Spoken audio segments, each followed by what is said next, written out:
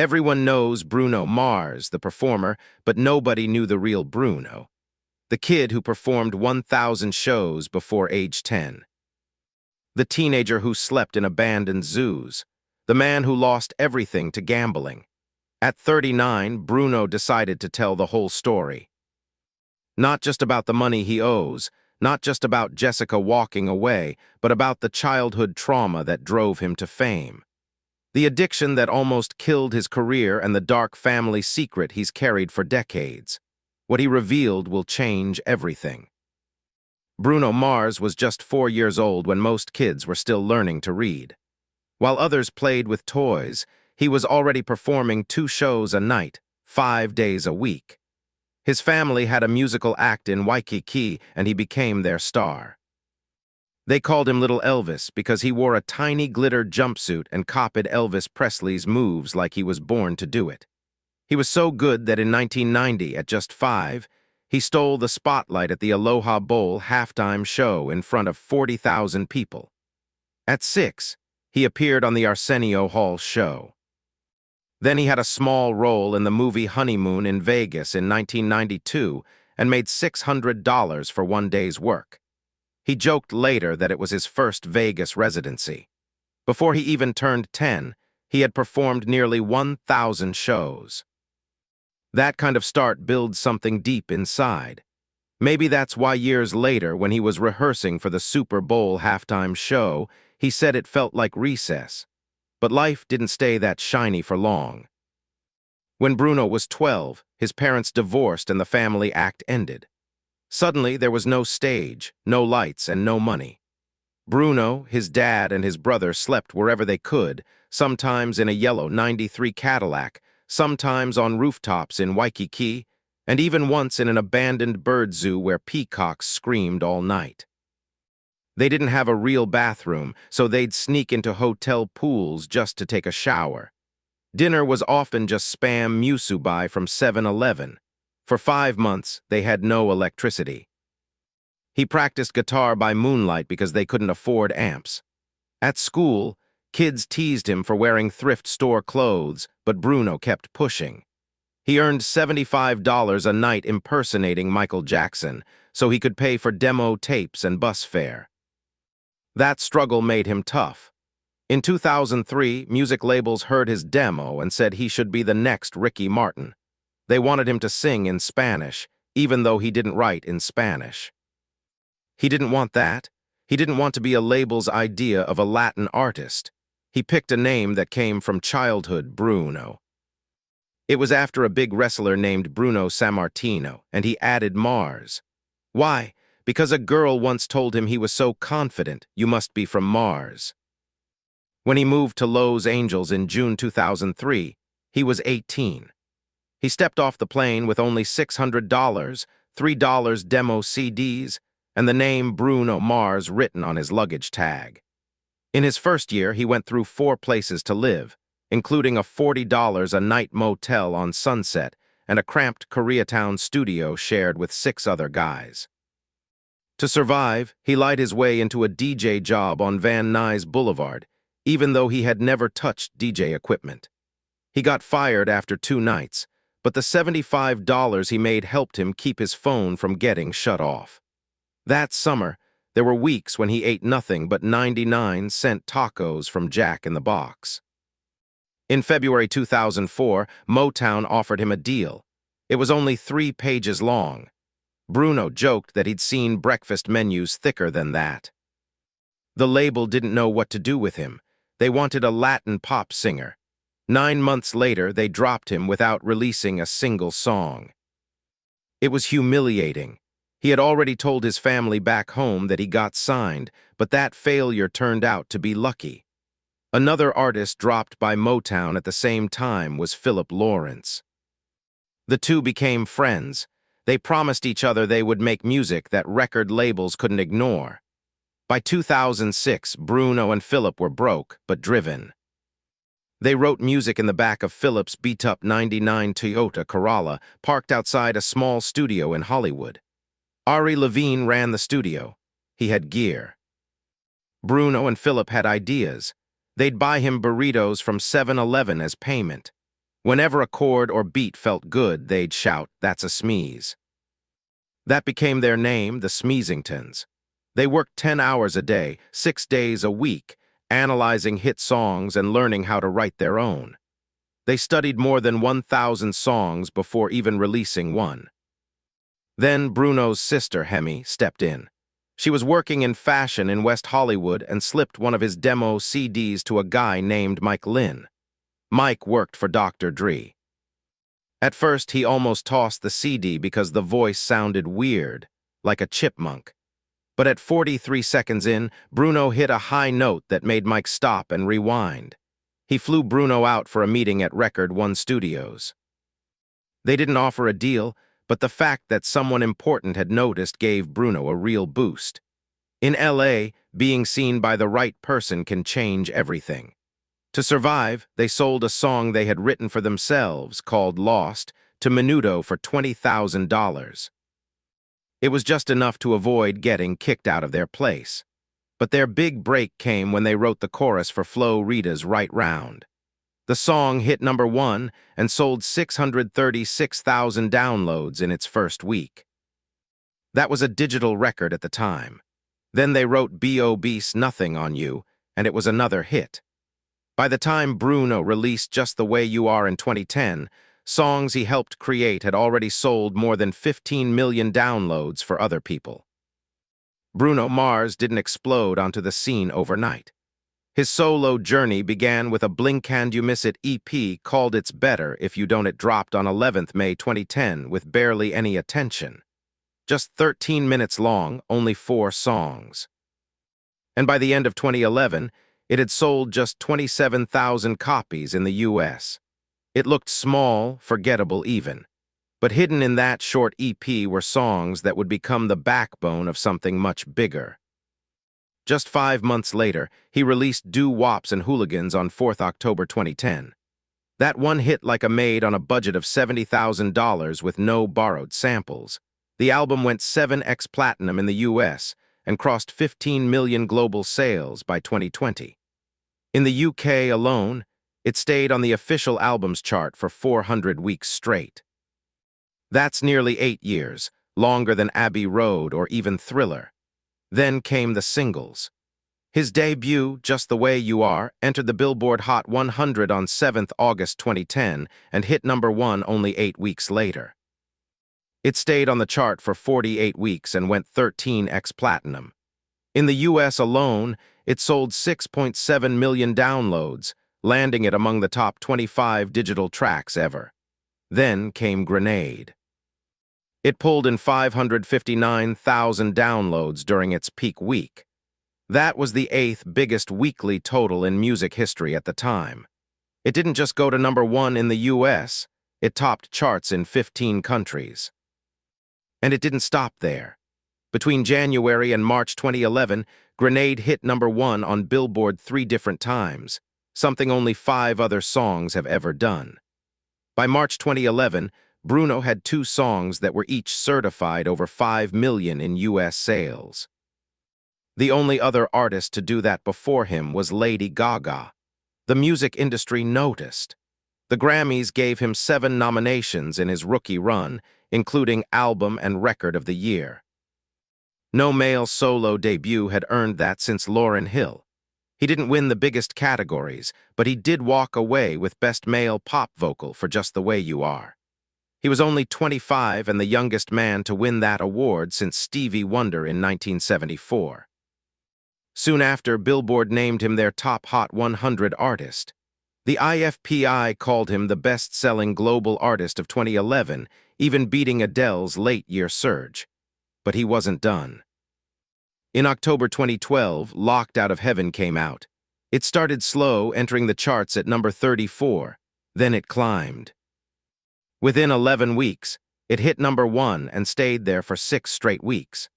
From 22 to December 2012, the 26th of January 2013. That made Bruno the first solo male artist since Bobby Vinton in 1964 to score 4 Hot 100 numbered ones in his first 2 years. Even Michael Jackson didn't do that. Sales kept pace too. The track hit 1 million US downloads in just 10 weeks and eventually went 10x platinum. Spotify streams later climbed past 1.8 billion. Critics didn't see it coming. Rolling Stone called it the police revival nobody ordered but everyone needed. That reggae rock beat broke up the EDM monotony that had taken over the charts. In less than 4 minutes, Bruno shifted the entire sound of pop radio. At first, Unorthodox Jukebox wasn't meant to be wild. The label expected a tight, catchy dance album. But Bruno and his team secretly expanded the vision. They stretched the budget and dabbled in 9 different genres, from the disco shimmer of Treasure to the bold, sensual rock of Gorilla, and even reggae with Show Me. The label panicked. One memo warned that radio wouldn't play an album this chaotic. Bruno didn't back down. He even gave up 4% of his future royalties to pay for live horns and vintage gear. The risk worked. Within a year, the album had moved 6 million copies worldwide. Critics were stunned. Spin magazine said it felt like flipping through a jukebox at 3 a.m., chaotic but magnetic. And Bruno's genre-blending blueprint would later be copied by artists like Dua Lipa and Harry Styles. The 2014 Grammys brought more fireworks. Unorthodox Jukebox won Best Pop Vocal Album and 2 other awards. Engineers revealed that each song used more than 120 individual audio tracks, the most of any nominee that year, even more than Daft Punk's Random Access Memories. That same night, during his Gorilla performance, someone filed a complaint to the FCC over a 0.6-second shot of Bruno thumping his chest. It was meant to mimic a gorilla. No fine was issued, but it did earn him a spot in the 2015 Guinness World Records for the shortest televised act to trigger an obscenity review. After the Grammys, sales spiked. Unorthodox Jukebox shot up 171% on the Billboard 200. That was one of the biggest Grammy week boosts since Alanis Morissette in the 90s. Then came Uptown Funk. It started as a jam session on Its May 2014 in a makeshift studio. The first version was captured on a voice memo that Mark Ronson still keeps starred in his inbox. The final song took 11 writers, got tangled in 5 lawsuits, and finally dropped on 10th of November 2014. It went straight to #1 and stayed there for 14 weeks from 17 January to 18th of April 2015. That was the longest #1 streak of the decade until Old Town Road came along. The song sold 300,000 downloads per week at its peak and hit 15 million daily streams around the world. In the UK, it passed 1 million sales in 10 weeks, becoming the fastest-selling jazz-influenced single since I Feel Good in 1965. People were obsessed. Delta Airlines even reported a 37% increase in first-class drink orders the month it became their boarding song. Someone at the airline called it Uptown Drunk. The BBC even used the song's tempo to teach CPR in a 2015 broadcast, but his next big move almost didn't happen. When Bruno handed in 24K Magic in 2016, the label wasn't impressed. It only had 9 tracks and ran for 33 minutes, shorter than some EPs. But Bruno was firm. He wanted it to feel like a 1990s party mixtape with no skips. When the Grammys rolled around on 28th of January 2018, it swept. 24K Magic won Album, Record, and Song of the Year, becoming only the second R&B album of the century to pull off that hat trick. He won 6 awards in one night. The results were immediate. Streams of That's What I Like jumped 130%, and the song ended up going 7x platinum. By April 2018, the album had crossed 5 million global sales, even though it never hit #1 on the Billboard 200. The tour that followed was just as wild. 24K Magic World Tour started on 28th of March 2017 in Antwerp and ended on 30th of December 2018 in Honolulu.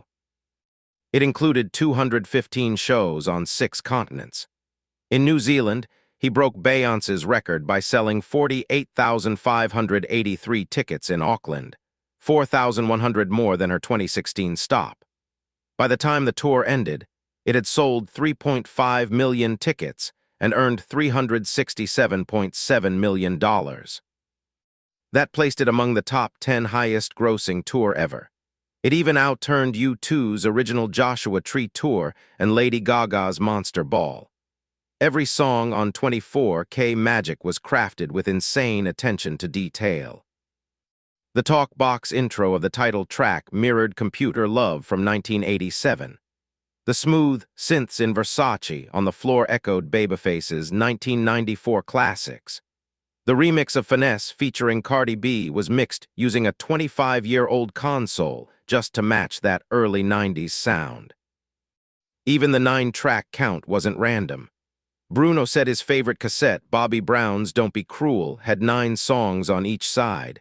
Critics loved it. One called the album Pop's Most Valuable History Lesson, and others credited it with bringing funk back into the mainstream at a time when everything was about EDM drops. And somehow, he still had more surprises. In September 2018, Bruno recorded the hook for Gucci Mane's Wake Up in the Sky in less than 30 minutes. The track came out on 14th September. It peaked at number 11, but had stayed in power. By July 2025, it had gone 6x platinum and pulled in 1.4 billion Spotify streams, more than many number-1 hits that year. It was late at night in Las Vegas. The Dolby Live Theater was packed. At 11:47 p.m., Bruno Mars stepped into the spotlight wearing a gold tux. The room went quiet. Then he said it, Silk Sonic is real. Seconds later, the music started. And at exactly 12:01 am, it dropped for the world to hear. People didn't just like it, they loved it. It hit number 4 on Billboard right away, then rose to number 1 in just 4 weeks. It stayed there for 2 whole months. By mid-2022, the song had been streamed over 2.3 billion times on Spotify. Silk Sonic wasn't just real, they were unstoppable. A year later, they walked onto the both were dressed in white tuxedos. Behind them stood 18 string players. And sitting like royalty was Bootsy Collins on a velvet throne. When the song ended, the crowd rose to their feet. That night, Leave the Door Open won Record of the Year, Song of the Year, and Best R&B Performance. Their album, An Evening with Silk Sonic, came out in November. It was recorded the old-school way, one room, no fancy software, all analog. It sounded like 1973 in the best way. In the first week alone, it sold over 104,000 vinyl copies. That was the biggest vinyl debut for an R&B act in more than 30 years. Everything was done with care. For one song, Bruno recorded 16 different versions of just the snare drum.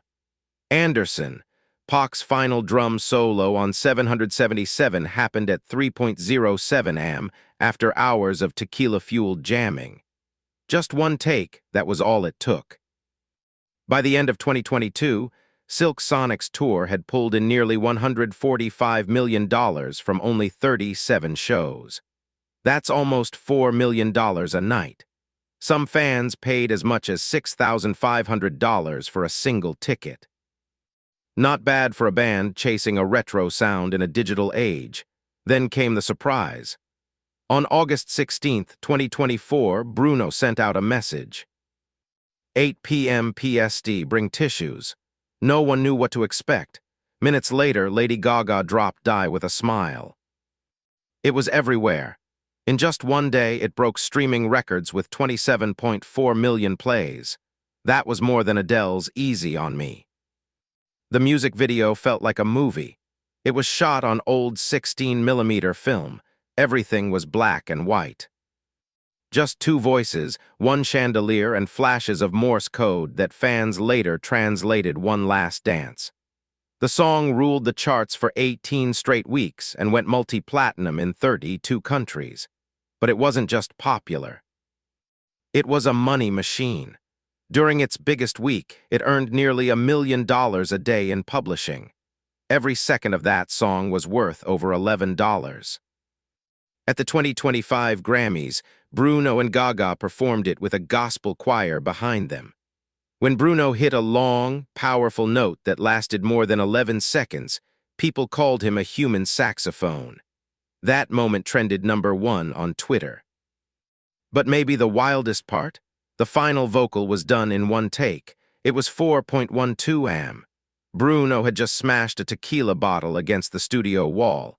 You can actually hear the glass breaking in the song at 3.18. He left it in. He said it made the song feel real. Then came Apt, a song with Rissé from Blackpink. She teased it with a 9-second guitar riff on TikTok. Within 12 hours, 42 million people had watched it. When the full track dropped, it entered the Billboard Hot 100 at #3, the biggest K-pop female duet debut in history. The video, full of neon lights and flashing colors, hit 100 million YouTube views in just 19 hours. That shattered records. 9 months later at SoFi Stadium, Rissé was performing when the lights went out. Then Bruno appeared. The stadium exploded. Sound meters showed it was louder than a jet engine as the two sang Apt. Together, 1.2 tons of confetti rained down. That same night, Spotify reported a 300 and beyond 80% streaming spike for the song. Almost a year after it first came out, it was suddenly back near the top of the charts. People had been wondering what Apt even stood for. Finally, Bruno explained it. It meant after-party tango. He said it was based on a night in Buenos Aires in 2019 when he and Rissé danced until the sun came up. There's a video of it, but it's locked inside Bruno's phone. Only Rihanna, he joked, knows how to open it. By August 2025, the song had been streamed more than 3 billion times. And the duet added 48 million in merch sales to Blackpink's world tour. Bruno's reach across genres just kept growing. But behind all the lights and records, there was something more personal unfolding. In spring 2011, long before the Grammys and tour, Bruno met Jessica Cabin at a hotel restaurant in New York. She had just come from a modeling audition. He had just finished a show. They locked eyes. For 40 minutes he didn't move. Then finally he walked over. They talked until 2 a.m., long after the chairs were stacked and the lights were off. In less than a year, she left everything and moved across the country to be with him. At first, she slept on an air mattress while he toured the world. But slowly, they built a life. By 2014, they had a home in Studio City and a dog named Geronimo. Bruno never talked much about her. He called her my rock once in an interview and moved on. Even the heartbreaking song, When I Was Your Man, he wouldn't say much about it. He said it felt like bleeding on tape. People guessed he wrote it during a rough patch with Jessica. She rarely came to events. In 13 years, only 3 red carpets, then nothing. And in late 2024, fans noticed something strange. Her anniversary posts vanished. A few days later, Bruno flew to Tokyo alone. He was wearing the gold necklace she had given him, but he'd turned it backward to hide her initials. Then came a comment on Jessica's beach photo in January 2025. A fan asked if she and Bruno had split. She replied, "I will always celebrate and be happy for all of his continued achievements." Cheering from afar, just 15 words. But that was enough to light the internet on fire. People started digging. She had spent Christmas with her parents in San Juan. He played New Year's Eve in Vegas. It was their first December apart in over a decade. Sources claimed they were living separate lives. Others said he tried to fix things but extended his Vegas shows instead. But here's the strange part. They never confirmed a breakup. She still follows him on Instagram. He still likes her posts about her fashion line. They still co-own the house. Some say she stays in the guest room when she's in town. Some even claimed she was seen backstage at one of his shows in May. But no photos ever came out. It all started on March 15, 2024. News Nation aired a segment, one that didn't name any sources, but it didn't matter. The claim was wild enough to catch fire. They said Bruno Mars owed around $50 million to MGM Resorts after piling up gambling debt. And to pay it off, he was supposedly working it off through his park MGM residency shows. Within hours, the internet exploded. Gossip blogs repeated the number without question. Reddit threads ran wild with posts claiming that MGM basically owned him now. Talk shows picked it up too. Shannon Sharpe even told his audience that he heard Bruno once lost $17 million in just one night at a blackjack table. It didn't matter if it was true or not. The image was too perfect. A global pop star singing about gold and riches, secretly trapped by a mountain of casino debt. It was made for viral headlines. In just 2 days, the hashtag Bruno broke was everywhere. And the phrase Bruno Mars $50 million debt was suddenly showing up in over 4 million Google results. All of it traced back to a single anonymous claim. That same day, MGM Resorts responded fast, not with vague PR talk, but with a clear and direct statement. They told Forbes and Bruno didn't owe them anything. Their exact words were no debt. They even said their relationship was based on mutual respect. And they made sure to remind everyone that Bruno was one of the world's best performers. This wasn't just about protecting his image. MGM had bigger reasons. If the public really believed their main headliner was drowning in debt, it could make investors nervous. It might even raise legal concerns. People were already whispering that MGM planted the story just to sell more tickets. But their official denial was strong enough to shut that theory down. Within 3 days, major outlets like Variety repeated their statement word for word, and MGM's stock price didn't budge. Wall Street, it seemed, believed them. Bruno, though, didn't release a boring statement. He turned the whole thing into a joke. During his show at Park MGM on April 12th, he looked out at the crowd and said, completely serious, "Ever since they said I'm on the hook for 50 mil, my phone been dry. Where are my friends at when I'm up?" The crowd roared. That one moment was clipped, shared, and watched over 6.8 million times on TikTok in just a day. A few months later, on January 28, 2025, Spotify announced that he just hit 150 million monthly listeners. Bruno reposted it and added a caption. "Keep streaming. I'll be out of debt in no time." Then, 2 weeks after that, he surprised everyone by popping up on stage with Blackpink's Risay at SoFi Stadium. His opening line, "Almost out of debt." That one went straight to Instagram and pulled in 32 million views in just 3 days. Every time he joked about it, the story lost its sting. And every time he said something, people shared it. It became free publicity for his shows and his songs. Still, there was a reason so many believed it in the first place. The number $50 million sounded big, but not impossible. In Vegas, high rollers often bet $50,000 on a single hand of blackjack.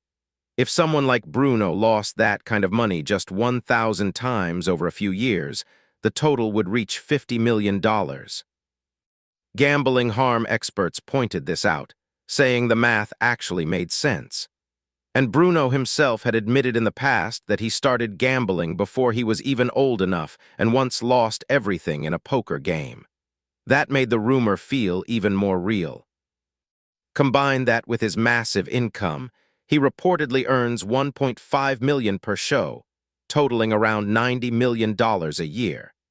And it wasn't hard for fans to imagine him living like some modern-day Sinatra, winning and losing fortunes under the same neon roof.